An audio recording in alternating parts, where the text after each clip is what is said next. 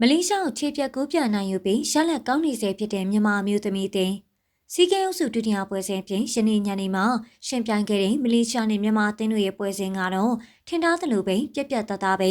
တုံကိုဂိုးမရှိဆိုရင်ရလက်နဲ့ပြီးဆုံးသွားခဲ့ပါတယ်။မြန်မာလိမ့်ရွေစဉ်မျိုးသမီးတင်ကတော့ခြေစွမ်းကောင်းတွေကိုဆက်လက်ထိန်းသိမ်းထားနိုင်နေပြီးတော့လက်ရှိနှစ်ပွဲကစားပြီးချိန်မှာ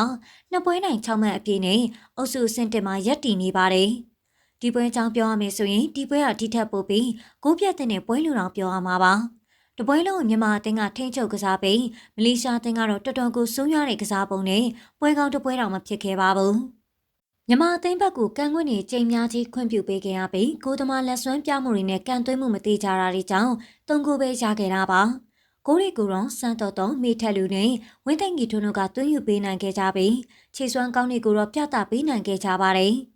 အထူးသဖြင့်မိထက်လူတယောက်ကတော့နီးပြကနေရာပေးတာနဲ့တန်အောင်ကစားပြခဲ့ပြီးဝေဖန်တန်ဒီကိုလည်းတိတ်ဆိတ်ခဲ့ပါတယ်။နှစ်ပွဲကစားနှစ်ဂိုးထိသွင်းယူထားနိုင်ခဲ့ပြီးထိုင်စင်မှာ free roll ကစားနေတာကအားရစရာတော်တော်ကောင်းပါတယ်။ပုံမှန်မိန်းကလေးတွေတန်းအရင်ရှိတာကြောင့်လေကောင်းတိုက်ပေါ်တွေမှာတော်တော်အားကိုရပြီးဇက်တိုက်ဆိုသလိုဂိုးပေါက်ချင်းချမှုတွေလည်းရှိခဲ့ပါတယ်။ဝင်းသိန်းကြီးတွန်းဆိုရင်လေပြည်သက်တင်အားကိုရဆုံးကစားသမားဖြစ်နေစေပါပဲ။ဒါပေမဲ့အားမရတာလေးတွေလည်းရှိနေပါသေးတယ်။တစ်ဖက်ကရှင်ကစားနေတဲ့အသင်းကတော်တော်ချေစွမ်းနေတဲ့အသင်းဖြစ်တာကြောင့်ဒီပွဲမှာကစားသွားတဲ့ပုံကချာလီအာယုံစူးစိုက်မှုမရှိဘဲကန်ချင်ဟာကန်နေတယ်လို့ဖြစ်လာတာကိုမြင်ရတာပါကိုကလောက်တိုင်းဖြစ်နေတော့ပေါ့ပေါ့ရွရွကစားပြီးပွဲချိန်ကြာလာတာနဲ့တိုက်စစ်စင်နာတွေကစိတ်မပါလက်မပါဖြစ်နေပြီးထိရောက်မှုတွေရှိမနေတာပါ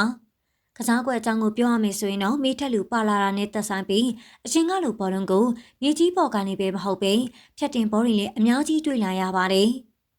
အားရစရာတစ်ချက်ကတော့ပြီးခဲ့တဲ့အာဆီယံဖလားတုန်းကလိုမျိုးကိုရဖို့တိုက်စစ်မှုဝင်းသိမ့်ကီထွန်းတယောက်တည်းကိုပဲအားကိုးနေရတာမျိုးမဟုတ်ပဲတခြားကစားသမားတွေလည်းဂိုးတွေရလာတာပါ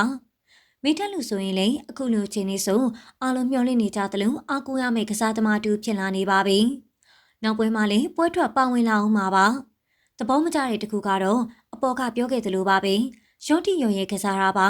ပြိုင်ဘက်အသင်းကအင်အားနည်းနေတော့ဒီနေ့မှအများကြီးပြဿနာမရှိခဲ့ပေမယ့်လာမယ့်ဗီယက်နမ်နဲ့ပွဲမှာတော့ဒီလိုကစားလို့မရပါဘူး။ရသမျှအင်အားတွေအကုန်ထုတ်ကစားမှာပဲရလက်ကောင်းကိုပိုင်ဆိုင်နိုင်မှာပါ။ဒီလိုပဲခြေစွမ်းစစ်မှန်ကိုလည်းမြင်နိုင်မှာလေးဖြစ်ပါတယ်။